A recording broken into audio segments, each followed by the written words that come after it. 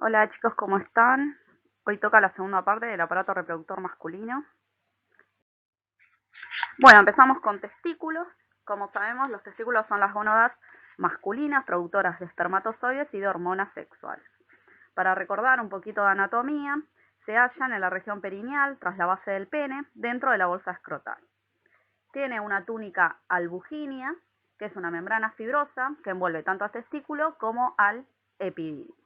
Y está formado por los conductos seminíferos que se hallan dentro de los lóbulos, aproximadamente son 380 por testículo, y estos conductos seminíferos desembocan por los túbulos rectos en la rete testis y de allí se comunica con el epidídimo a través del conducto deferente. Bueno, esta imagen para recordar un poco la histología. Acá podemos observar los túbulos seminíferos con su membrana basal y en su interior formado por las espermatogonias, los espermatocitos, espermátides y en la luz los espermatozoides. También las células de Sertoli y en el estroma, recuerden que se encontraban las células de Leydig. Bueno, empezamos con malformaciones congénitas. Tenemos la criptorquidia, que es un fracaso completo o incompleto del descenso de los testículos intraabdominales hacia el saco escrotal. Se detecta en un 1% de los niños de un año y se puede acompañar de otras malformaciones de las vías urinarias. Tenemos dos fases de descenso de los testículos, que ambas son tanto morfológicamente como hormonalmente distintas. La primera fase es la fase transabdominal, donde los testículos llegan a apoyarse en la parte inferior del abdomen, y esta fase está controlada por la inhibina mulleriana. Después tenemos la segunda fase, que es la fase inguino-escrotal, que es los testículos descienden a través del canal hacia el saco escrotal. Y esta fase depende de los andrógenos.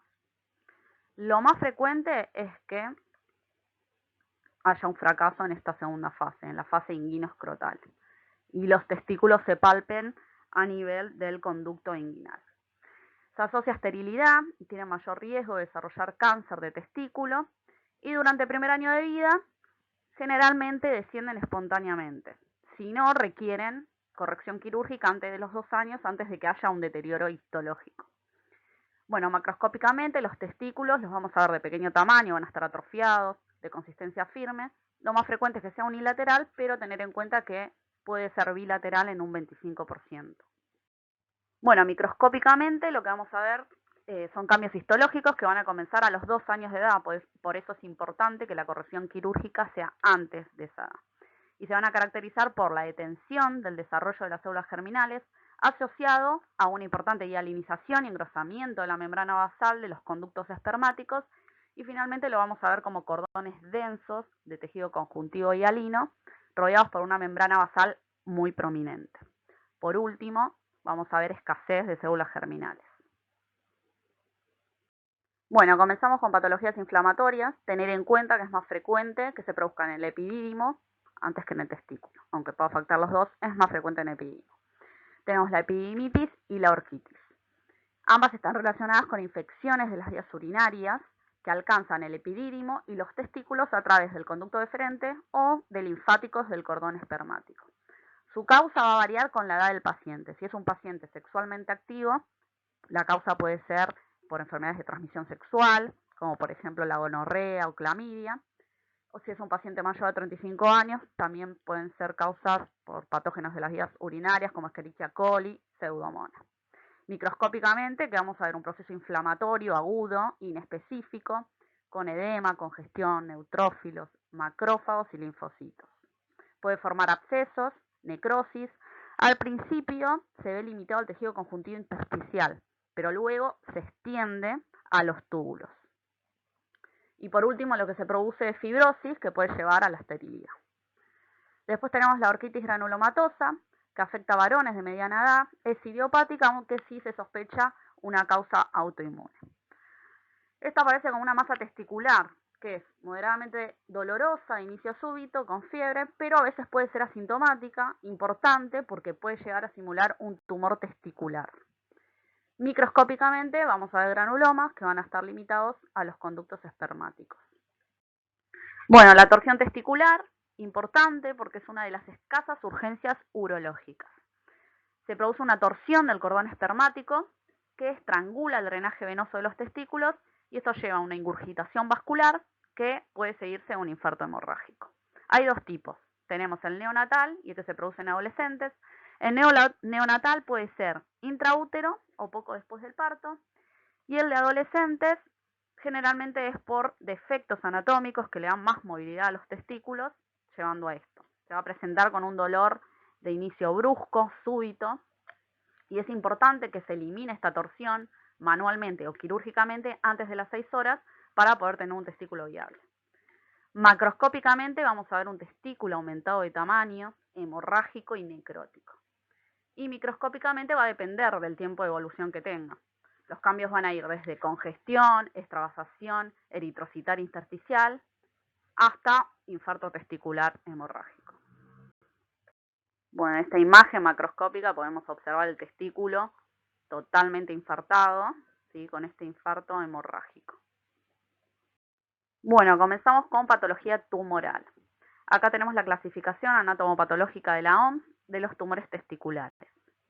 Tenemos los tumores de células germinales, dentro de ellos los de un solo tipo histológico o los de más de un tipo histológico o mixto. Y después tenemos los tumores de los cordones sexuales, del estroma gonadal. Dentro de los tumores testiculares, lo más frecuente es que sean de células germinales y dentro de las células germinales que sea de más de un tipo histológico, o sea mixto. Bueno, el 90% corresponde a tumores de células germinales, como dije, lo más frecuente, y se ve en hombres jóvenes. Generalmente se presenta aumentado de tamaño el testículo e indoloro. Tener en cuenta que cualquier masa testicular se lo va a considerar neoplástica hasta que se demuestre lo contrario.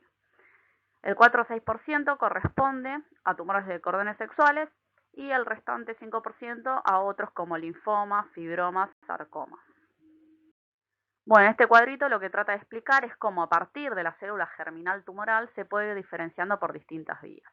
Puede tener una diferenciación por vía gonadal, llevando a la formación de los seminomas, que son el 40%, o una diferenciación embrionaria, donde vamos a tener todos los tumores no seminomatosos. Se puede diferenciar a carcinoma embrionario, quedar así, o seguir diferenciándose. Una diferenciación intraembrionaria, que va a llevar a formación de teratomas, o una diferenciación extraembrionaria, que puede llevar a dar estructuras del trofoblasto, el coriocarcinoma, o estructuras de saco vitelino, que es el tumor del seno endodérmico. Bueno, como tumores de células germinales tenemos el seminoma clásico, que es el más frecuente de todos. Su incidencia máxima es en la tercera década, puede aparecer a partir de la pubertad y se va a presentar como una masa testicular asintomática o dolorosa. Generalmente consultan rápido por este crecimiento del testículo. Las metástasis a distancias pueden ser por vía linfática, por vía hematógena, siendo afectado el pulmón, el hígado, cerebro y hueso. Y los factores de riesgo son la criptorquidia, como lo mencionamos anteriormente, también el síndrome de Klinefelter y asociados a factores genéticos. Macroscópicamente lo que vamos a ver es una masa voluminosa que es de hasta 10 veces el tamaño de un testículo normal. La superficie de corte es homogénea, blanca, grisácea y lobulada. Es raro ver necrosis y hemorragia y no hay penetración de la túnica albuginea. Microscópicamente lo que vamos a ver son sábanas de células tumorales que están uniformes, divididas en lóbulos que están mal delimitados por delicados tabiques de tejidos fibrosos que contienen una moderada cantidad de linfocitos. Estas células tumorales son grandes, redondas, tienen un citoplasma claro, un núcleo central con 1 o 2 nucleolos, que son prominentes. También pueden verse mitosis. El 15% puede tener células del sincicio trofoblasto, y esto obviamente va a dar concentraciones séricas de gonadotrofina coriónica humana aumentadas. También se puede llegar acompañada de alguna reacción granulomatosa. Bueno, acá una foto de la macro, como podemos ver, esta tumoración que al corte se la ve de un color homogéneo blanquecino y lobulado. Bueno, en esta imagen microscópica de bajo aumento ya podemos observar esta proliferación de células neoplásticas dispuestas en sábanas que están divididas en lóbulos mal delimitados por estos tabiques finos fibrosos. Bueno, acá podemos observar mejor, a mayor aumento, estos lóbulos mal delimitados por estos tabiques fibrosos que podemos ver que tienen linfocitos. Y las células tumorales, como dijimos, se le ve un citoplasma claro, un núcleo redondo con los nucleolos evidentes. Bueno, acá podemos observar, como dijimos, que en el 15% podemos llegar a ver células del sincicio trofoblasto. Corresponden a estas células grandes, gigantes, multinucleadas, con abundante citoplasma. Bueno, el seminoma espermatocítico, esta es una variante del seminoma clásico que es poco frecuente, corresponde solo al 1-2% de las neoplasias de células germinales. A diferencia del anterior, esta afecta a mayores de 65 años y además este tiene un crecimiento lento, no produce metástasis, carece de linfocitos, carece de granulomas y de sincicio trofoblasto. Tiene un buen pronóstico, más que nada por esto que mencionaba, que no produce metástasis. Macroscópicamente, la superficie de corte es blanda, gris clara, a veces puede ser quística, con material mucoide. Y a la microscopía lo que vamos a ver es una población polimorfa de células, o sea, células con distintos tamaños. Algunas son pequeñas, otras medianas y otras grandes, multinucleadas. En esta imagen de bajo aumento podemos ver toda esta proliferación de células neoplásicas que ya se ven tamaños distintos. Acá a mayor aumento podemos observar con mejor detalle que algunas células son de tamaño pequeño, otras más medianas y otras se las ven grandes, incluso multinucleadas como esta que se observa acá.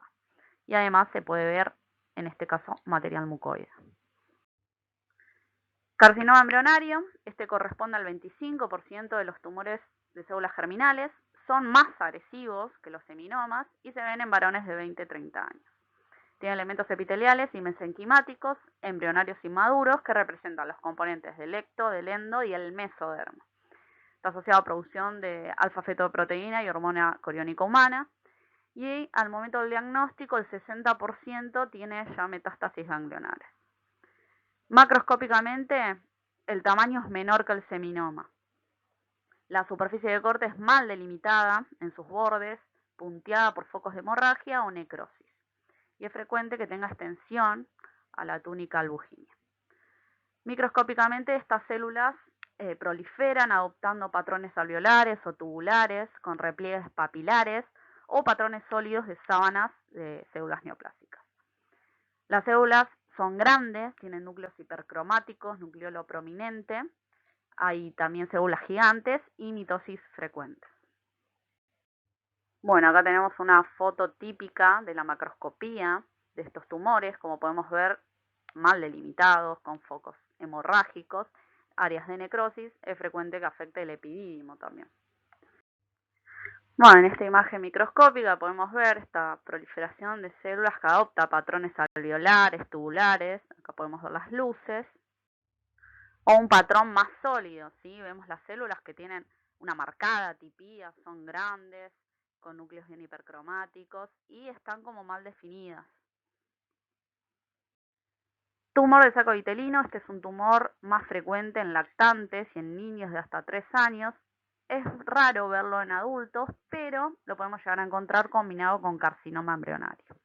Macroscópicamente no está encapsulado y al corte tiene un aspecto mucinoso, mixoide homogéneo, amarillo blanquecino. A la microscopía vamos a ver una red a modo de encaje de células cúbicas aplanadas de mediano tamaño, que estas se parecen a los lipoblastos, pero no tienen lípidos. Además, también podemos encontrar estructuras papilares, cordones sólidos de células y otros patrones.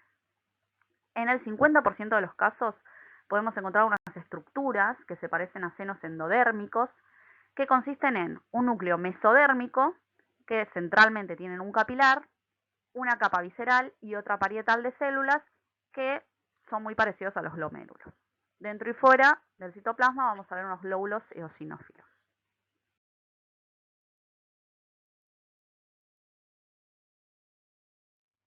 Bueno, en esta imagen podemos ver esta disposición de las células tumorales como en red de encaje.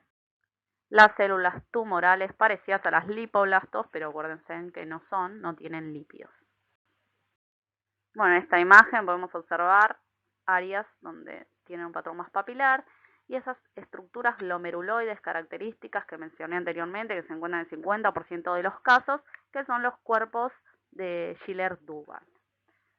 Podemos ver el capilar central y las capas de células anteriormente mencionadas, la visceral y la parietal. El coriocarcinoma es un tumor testicular maligno que corresponde a menos del 1% y es muy agresivo. Macroscópicamente son pequeños nódulos que es raro que superen los 5 centímetros y son palpables. La hemorragia y la necrosis son muy frecuentes. A nivel microscópico vamos a ver que está formado por citotrofoblasto y sinciciotrofoblasto. Las células del sinciciotrofoblasto son grandes, multinucleadas, núcleos hipercromáticos irregulares, lobulados con abundante citoplasma, ¿sí? Que es eosinófilo y vacuolado. Y las células del citotrofoblasto son más regulares, poligonales, con bordes diferenciados, tienen un citoplasma más claro y un solo núcleo. Crecen formando cordones. Bueno, en esta imagen de la macro vemos esta tumoración con una gran necrosis y hemorragia. Bueno, vemos toda esta proliferación de células de citotrofoblasto y del sinciciotrofoblasto, como podemos ver acá. Estas células grandes, multinucleadas, con abundante citoplasma, núcleos bien hipercromáticos y la gran cantidad de hemorragia, ¿sí?, que se observa en esta imagen. Tener en cuenta que obviamente en los coriocarcinomas vamos a tener un aumento de la hormona coriónica humana. Teratoma. Es un tumor testicular que tiene varios componentes celulares. Sabemos que derivan de más de una capa germinal. Se puede presentar a cualquier edad. La forma pura es más frecuente en lactantes y niños. En adultos puede llegar a haber una forma pura, pero es raro. Lo más frecuente es que lo encontremos asociado a tumores de células germinales, a otros tumores. Su comportamiento es benigno. Raramente puede ocurrir una transformación maligna. Y en la macroscopía vamos a ver tumores grandes, pueden llegar hasta 10 centímetros, que tienen un aspecto heterogéneo. Zonas sólidas, cartilaginosas, zonas quísticas, con hemorragia y necrosis. Microscópicamente vamos a ver una proliferación también heterogénea. Podemos llegar a encontrar tejido neural, áreas musculares, cartílago, epitelio escamoso, estructuras similares a la glándula tiroides y también epitelio bronquial, fragmentos de pared intestinal. Todo esto lo vamos a ver inmerso en un estroma fibroso o mixoide. Estos elementos que nombré pueden ser maduros e inmaduros. ¿Qué sería esto? Si son maduros, lo vamos a ver parecido a tejido adulto, a diferencia de los inmaduros que van a tener características histológicas con el tejido fetal o embrionario. Bueno, acá en las fotos de la macro podemos ver estructuras quísticas, áreas más azuladas que podrían corresponder a cartílago, áreas hemorrágicas. Bueno, como podemos ver en las imágenes, todas estas proliferaciones heterogéneas, parte de epitelio respiratorio o zonas donde podemos ver una diferenciación escamosa, ¿sí? Áreas acá de cartílago. Y estas imágenes que remedan más a un teratoma inmaduro, donde podemos ver estas células neoplásicas que tienen unas características histológicas más embrionarias fetales. Los tumores mixtos, como dijimos, es lo más frecuente, que haya varios tumores juntos. El 60% de los tumores testiculares están compuestos por más de uno de los patrones que mencionamos anteriormente. Las mezclas más habituales son el carcinoma embrionario con teratoma y el seminoma con carcinoma embrionario. Bueno, ahora tenemos los tumores de los cordones sexuales y del estroma. Los tumores de células de Leydig, el más frecuente dentro de ellos, se caracteriza por la capacidad de elaborar andrógenos y estrógenos. Pueden aparecer a cualquier edad, pero es más frecuente entre los 20 y 50 años. Se presenta como una tumefacción testicular, pero a veces la ginecomastia es el primer síntoma, más que nada por esta capacidad que tienen de elaborar estrógenos. La mayoría son benignos, pero un 10% puede malignizar y dar metástasis.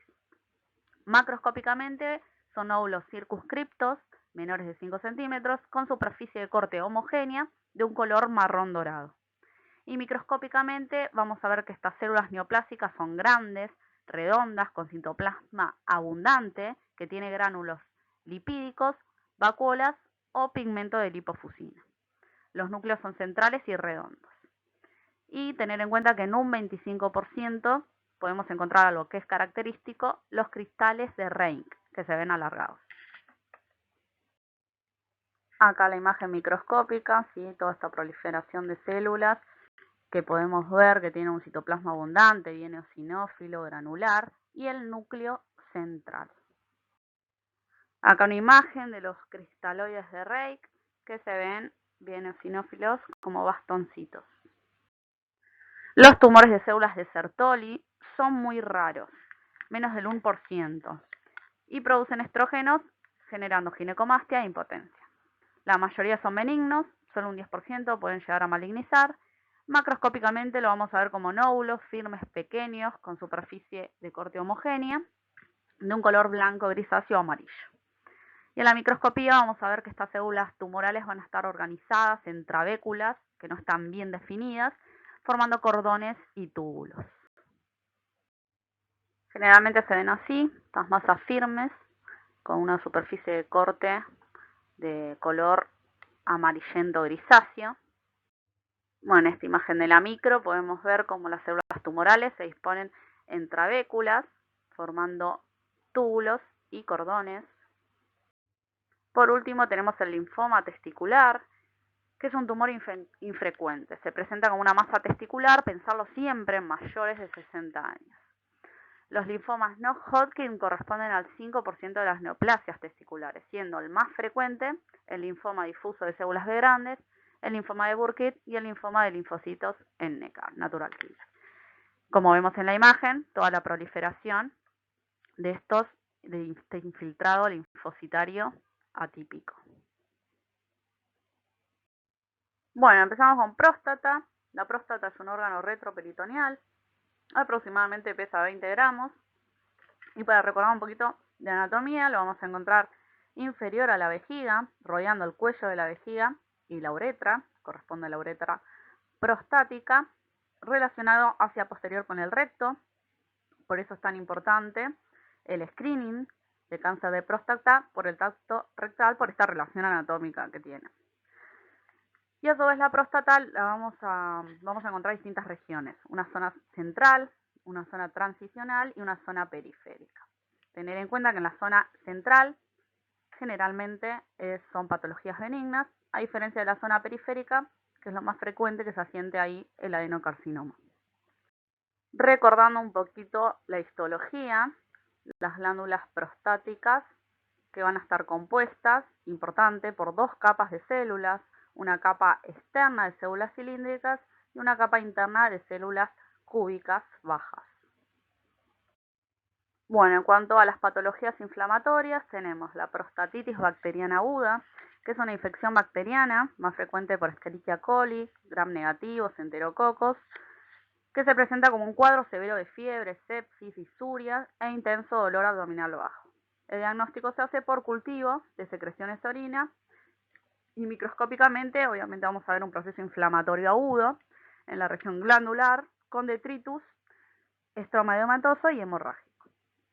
Después tenemos la prostatitis crónica bacteriana, que a su vez tenemos dos tipos, la bacteriana y la abacteriana. La bacteriana por infección urinaria alta y la bacteriana es muy común. Vamos a ver que los cultivos de orina son negativos. La etiología es desconocida, pero sí se vio una relación con clamidia, ureoplasma y tricomonas. Microscópicamente vamos a ver, a diferencia del anterior, un infiltrado mononuclear en este caso, y va a estar a todo nivel, glandular, estromal y periglandular. Bueno, esta imagen corresponde a una prostatitis aguda bacteriana. Podemos ver todo el infiltrado de polimorfonucleares, tanto en el estroma como a nivel glandular, y en la luz glandular, los detritus. Acá una imagen de una prostatitis crónica. No se puede apreciar bien, pero si tuviéramos un mayor aumento, podemos ver que todo el infiltrado inflamatorio corresponde a elementos mononucleares. La prostatitis granulomatosa, la causa más frecuente es por instilación de BCG en la vejiga. Esto es un tratamiento que se utiliza para el cáncer superficial de vejiga y da una prostatitis granulomatosa. Otras causas raras pueden ser infecciones por brucelosis, sífilis, agentes micóticos o parasitarios. Y a nivel microscópico podemos ver una destrucción, ¿sí?, del epitelio glandular con detritus celulares. Podemos llegar a encontrar secreciones prostáticas y la formación de estos granulomas no calcificantes, como podemos ver en la imagen. Hiperplasia prostática benigna es un trastorno muy frecuente, ¿sí?, en hombres mayores de 50 años, que se caracteriza por una hiperplasia del estroma prostático y de las células epiteliales glandulares, formándose unos nódulos bien delimitados en la región periuretral de la próstata. Relacionado con una sobreestimulación androgénica, los síntomas obviamente van a ser obstructivos. Vamos a tener una obstrucción del flujo urinario que va a llevar a una urgencia miccional, dificultad para retener y comenzar la micción. Macroscópicamente vamos a ver que va a estar aumentada de tamaño y al corte vamos a tener nódulos de color y consistencia variable. ¿De qué va a depender esto? De lo que predomina en la proliferación. O sea, si predomina una proliferación epitelial glandular, vamos a verlo más de un color amarillo rosado y una consistencia más blanda. A diferencia de que si lo que predomina es más el estroma prostático fibromuscular, lo vamos a ver de un color más gris claro y más duro elástico. Puede también tener zonas de calcificación o hemorragia. Y a nivel microscópico vamos a ver proliferación fibromuscular y glandular. Las glándulas son pequeñas o grandes con dilataciones quísticas y va a estar cubiertas por sus dos capas normales que habíamos descrito antes en la histología normal. Esto es una hiperplasia adenomiofibromatosa. Bueno, acá vemos la proliferación glandular y estromal. Vemos la gran cantidad de glándulas, algunas más pequeñas, otras más dilatadas y con sus dos capas normales. En esta imagen sí podemos ver cómo predomina más el componente fibromuscular en la proliferación. Adenocarcinoma. La adenocarcinoma es muy frecuente, es la forma más frecuente de cáncer de varones. La edad promedio es a los 50 años. Se recomienda hacer un screening a partir de los 40 años con PSA y tacto rectal. Los factores de riesgo es una edad mayor a 50, los antecedentes familiares y la influencia hormonal. El 70% se origina en la zona periférica, por eso es importante el screening con el tacto rectal. Y la diseminación puede ser por invasión local, vía hemática y vía linfática, siendo las primarias vía linfática a ganglios obturadores, paraórticos, y las vía hemática generalmente son hacia los huesos, ¿sí?, siendo afectadas la columna lumbar, el fémur, la pelvis. Macroscópicamente el tejido se va a ver neoplásico, arenoso, firme. Es difícil de ver cuando está inmerso dentro de una sustancia prostática, pero sí es evidente a la palpación. Microscópicamente las glándulas las vamos a ver más pequeñas que las benignas y se hallan recubiertas por una única capa de epitelio cúbico cilíndrico bajo. Recordando la histología normal, que estas glándulas tenían dos capas de células, bueno, esto es lo característico, que ahora en los adenocarcinomas solo vamos a ver una capa de células. Van a estar agrupadas y van a carecer de las ramificaciones y los repliegues papilares normales. Son células que tienen un citoplasma pálido claro, con núcleos grandes, pueden tener nucleolo prominente. De todas formas, el pleomorfismo es muy poco y es raro ver mitosis. La neoplasia intraepitelial prostática es una lesión precursora del adenocarcinoma, pero en este caso las glándulas son benignas, tienen una proliferación celular intracinar que sí muestra una tipía nuclear, pero conserva los repliegues papilares y la membrana basal está intacta. Incluso muchas veces podemos ver que tiene las dos capas de células, ¿sí?, las cilíndricas y las cúbicas bajas mioepiteliales. Bueno, en la macro podemos ver esta lesión tumoral que tiene una consistencia más arenosa, no es tan duroelástica como la hiperplasia prostática benigna y no se la ve tan nodular también como la hiperplasia prostática benigna.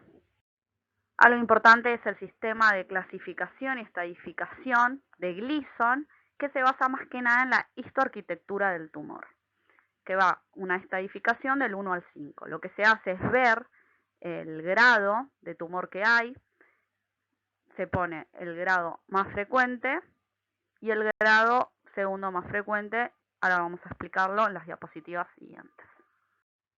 Este corresponde a un Gleason 1, un grado 1, donde podemos ver que estos nódulos circunscritos están compuestos por glándulas uniformes, ¿sí? Tienen un aspecto redondeado y próximas unas a otras.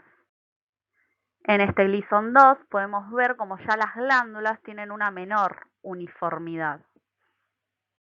En el Gleason 3, las glándulas tienen distintos tamaños y formas, y vemos que hay nódulos que tienen un patrón cribiforme que están delimitados por una pared lisa. En el grado 4 ya podemos ver cómo estas glándulas están fusionadas, los límites son poco claros y también vemos los patrones cribiformes con bordes irregulares. En el Gleason 5 ya podemos ver que no vemos la diferenciación glandular, las células se ven en cordones, planchas o incluso algunas aisladas, y nidos celulares con necrosis celular, necrosis central podemos encontrar. Tener en cuenta que, como siempre, el Gleason 1 son los patrones más diferenciados, donde sí podemos ver las luces glandulares, a diferencia de cuanto más va avanzando, ya un Gleason 5 es indiferenciado, no vemos glándulas. Bueno, la mayoría de los adenocarcinomas de próstata son tumores que tienen más de un patrón. Entonces lo que se hace con este sistema Gleason es asignarle un grado al patrón que predomina y un segundo grado a un segundo patrón más frecuente. Y estos dos valores se suman y así se obtiene la puntuación de Gleason.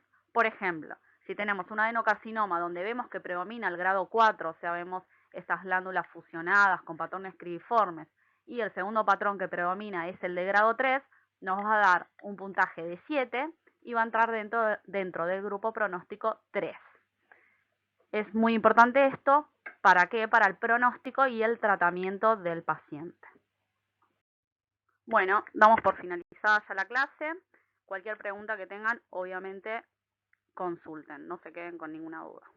Muchas gracias.